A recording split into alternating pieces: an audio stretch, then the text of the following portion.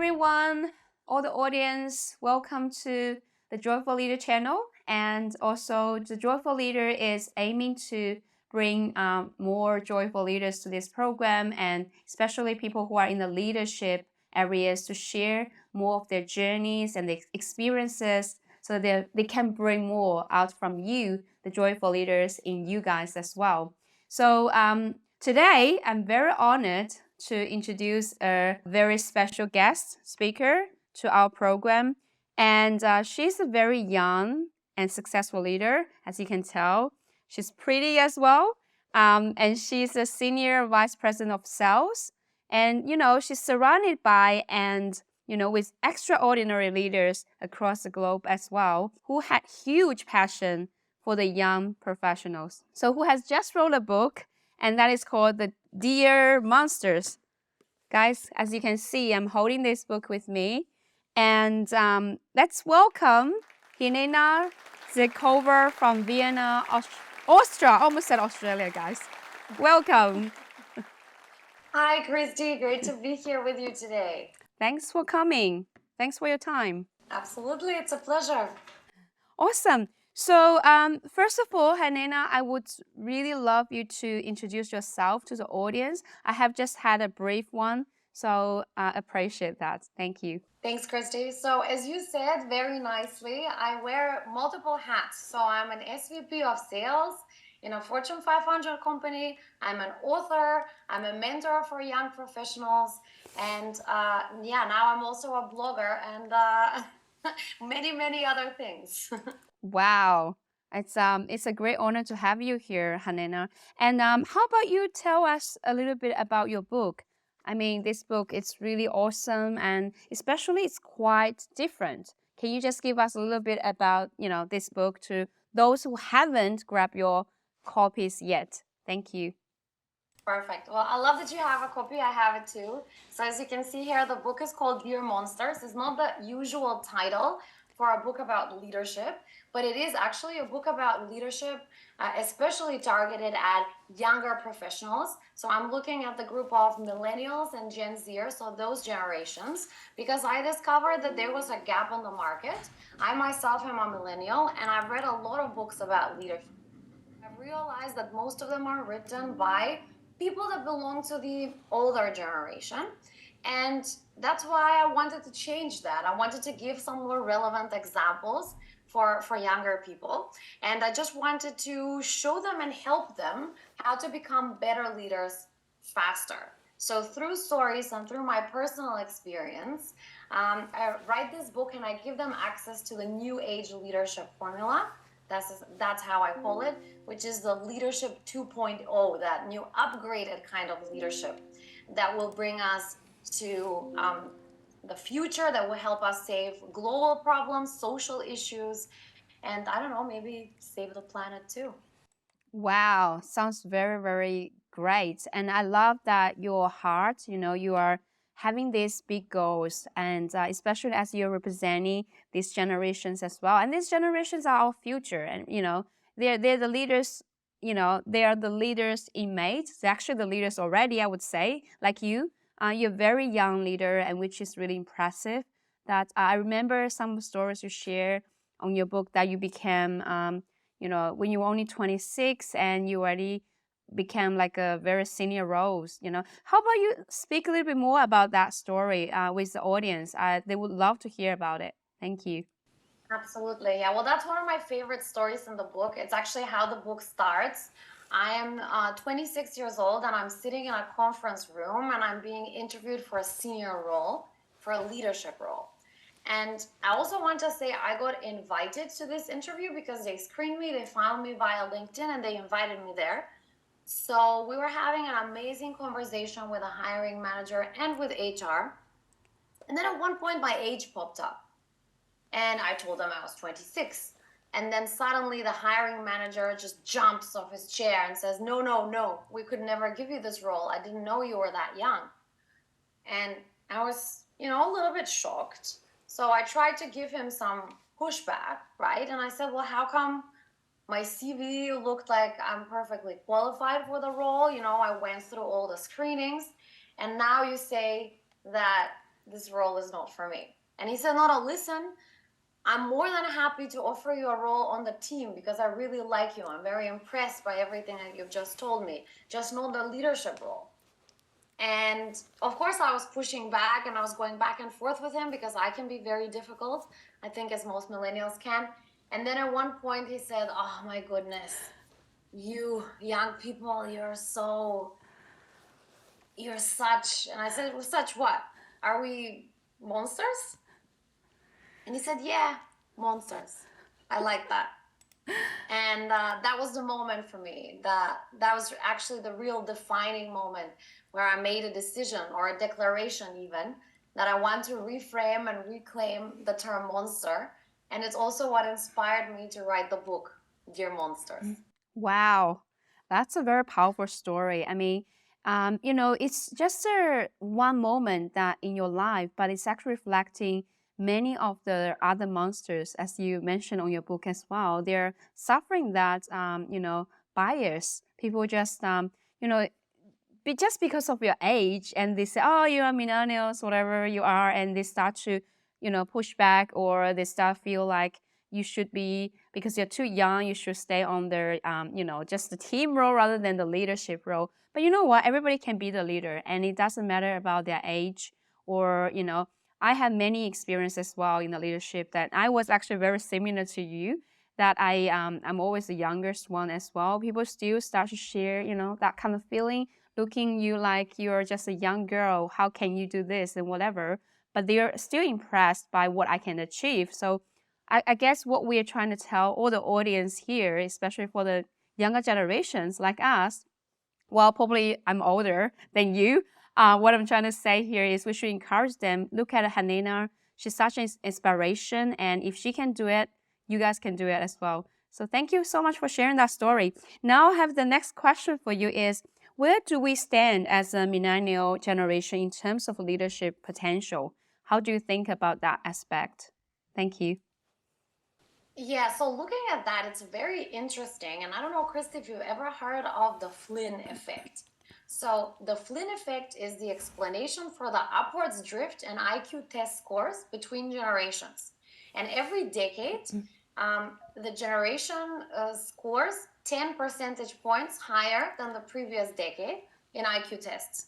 So what does that mean for us as millennials or for the Gen Z generation? It means every generation is smarter and more intelligent than the previous one. Yeah. So I know what you're probably thinking, I'm smarter than my sister or my brother. I knew it, right? But there's another thing that Professor Flynn, that has done this research, also discovered, that this higher drift in IQ test scores actually doesn't translate into higher performance. And that's the interesting part, because we get out of school, we have all the best technical skills, but school doesn't really prepare us for what expects us at the workplace. Yes. And there's a lot of soft skills that young people are missing. And that's why I'm also really, inspired to help people on their leadership pathway. Because at the end of the day, that's one of those skills that you need to build, and it's something that you don't learn at school.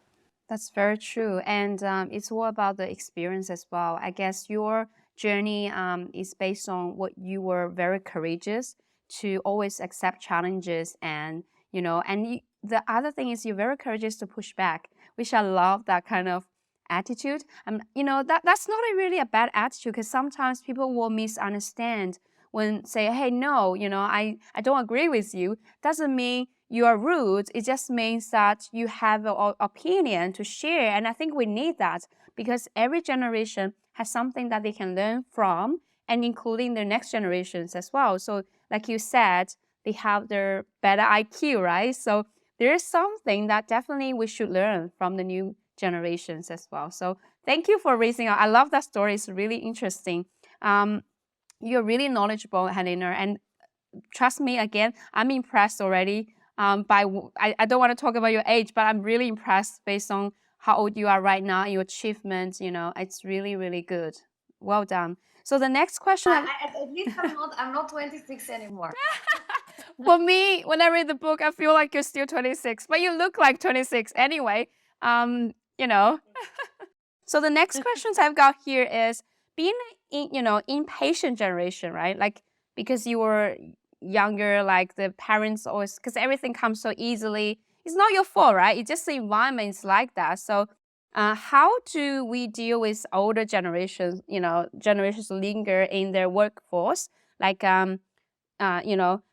cascading down less energizing tasks to an overqualified population. So how do you think about that part? Yeah. Yeah, well, actually, you described it quite well, Christy, because there's a lot of tension. We come, as I mentioned, a younger generation is very technically skilled at the workplace. And then at the same time, we are facing another pressure coming from the baby boomer generation. So, according to the global trends, 73% of baby boomers intend to stay working past retirement age. And that is, of course, it's good because we have a talent crisis at the moment, and that might be the solution to our talent crisis. Yeah. But at the same time, younger generations feel unable to progress due to this fact. Yeah. And actually, I do think that we can be a lot better at being patient and at waiting our time. But I think in this situation, it's not very smart to just wait for That's right. for the baby boomers or for the older generations to stay in their senior roles. Yep. And to do all the exciting part of the job while we are doing admin tasks for a lot longer than other generations had to. So I think now it's really about understanding that all generations are needed in the workplace. We don't want to squeeze anyone out. And we actually do think that we should encourage and work with baby boomers and continue, because they have a lot of knowledge, but to understand what can everyone bring to the table and how can we work together. And for the older generation or for the more senior generation, that might be taking on more advisory, mentorship roles where they're helping, they're working with younger people with their knowledge about clients or about industry. And then when we're looking at the younger generations, of course they are there when it comes to innovation, when it comes to technology. It's something that comes natural to us because the natural talents. Born and raised with iPads, right, and cell phones. And I think it's really about understanding that it's not a competition, but it's really about having that new kind of diversity where everyone can bring themselves or their best selves to the table. Yeah, I love that. Thank you. And I think in general, we still have the baby boomers generations. I think I'm not really sure I'm the baby boomers or not, but I. You're a millennial. Oh, really? Am I? I think I'm older than that. I'm probably. I'm sure. Okay. So I would say there are still quite a few, like I would say some, right? And they are quite open to and embrace the next generation, and they are open to give opportunities and so on. However, unfortunately, it's just how to say that, generation gap or whatever words you want to use. It's always there, no matter which year, which decades we are in. It's just always there. And I really love that you are bringing this, awareness for people, because sometimes it's subconsciously, like the interview you just had, right? You mentioned that it's what, like they jumped, right? Because the first reaction, they couldn't even hide it. And it's actually quite rude when they show that to you. But it's not, it's kind of like they also have to practice because they didn't be aware that they can be, a new generation can be so successful, can be so capable. And that's why we need more voice to be spread to the world and let them know that, there's one Helena here. Of course, there's only one Helena, but there are some similar, capable talents outside there that we should also listen to them and give them more opportunities, right? So I love that. Thank you. Okay. So the next question I have here for you is, what kind of, social responsibility do we have when it comes to leadership and making impact? So what's your opinion about that? Well, I do believe, and especially for our generation or for younger generations, we lead and we care a lot about impact. We care a lot about social issues. We care a lot about the world. But at the same time, we can't be the only generation that really cares or that can contribute to those solutions. And that's why also I mentioned that in the book too, but we have so many global problems. We have financial uncertainty, poverty, inequality, mental health crisis, right? Agree. We have problems with technology, access to education, so many things. But that's why we really need to work together, and every generation needs to participate there and have a seat at the table if we want to solve the problem. So it's really in that togetherness and us understanding that nobody is superior to the others, but that we all have skin in the game. Yeah, that's very good. And you know the teamwork brings the best work, and it's also the unity as well. It's not just about these generations issues, it's even about the culture or backgrounds or everything. When people start to have the bias, it's hard to make a huge impact. But when we all get together, the impact is huge. So I love your opinion. Thank you so much for sharing. So the next question is for a big challenge such as climate change. You just mentioned about there are so many problems nowadays. Everyone's really concerned, and everybody has different concerns. However, we need immediate action, right, and collaboration across all generations. How do you see millennials and Gen Z working together with Gen X and baby boomers, together instead of alongside each other and even against each other? So what is your suggestion? What's your thoughts? Can you share with us, please? Thank you. Well, I think for sure, we need to work a lot on the awareness, as you said, right? We need to also work on the awareness with all generations to understand that none of them are actually superior to the others, but that they all have something to bring to the table. Yeah. And I mentioned climate change, but I really think that climate change is the area in which we can all sit down together and work on it. Young people are very passionate about saving the planet, and of course, it is their future, right? So they're really seriously concerned about their future. But on the other hand, the more established generations have all the knowledge, the know-how about how to solve those problems, and they are also in positions and high visibility positions in the public sector and in the private sector where they can really drive that change. So I think it's really about having that global intergenerational task force that we need to establish to start working on it. And I'm sure that the solutions are going to come quite quickly. Wow, that's amazing. I got a lot of, questions for you, and we only have a little bit time left. So maybe the last one I want to ask you is, you already got your first book, and what do you want to say to the audience, who haven't grabbed it yet? What's your, like for me, I would really recommend it because I saw some reviewers from your audience as well. I think the great thing about this book is it's very the same. When I pick it up, when I start reading, I just feel like time flies. Like I just want to finish it. Like I don't want to stop, right? So I think that's something really, really good about this book. If you wanted to know some different perspective, different, like I love this little cute monsters. Was very, very creative.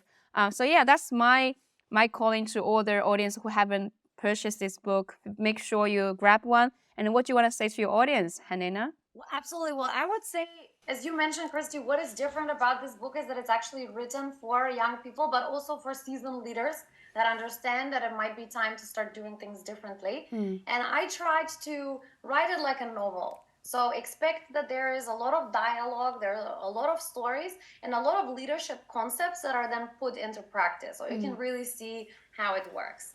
And also, well, I don't want to spoil it for you, but there are 5 very interesting characters that you're going to meet in the book. So you will meet the good boss, the bad boss, the boss lady, the big boss, and Monsi, the little monster. So I hope you will have a blast. Oh, I love that. Thank you so much. Everyone, let's give a round of applause, whoever is watching this. And thank you so much for coming, Helena. And I wish to catch up with you very soon. Have a blessed day. See you then. Bye. Thank you, Christy. Take care.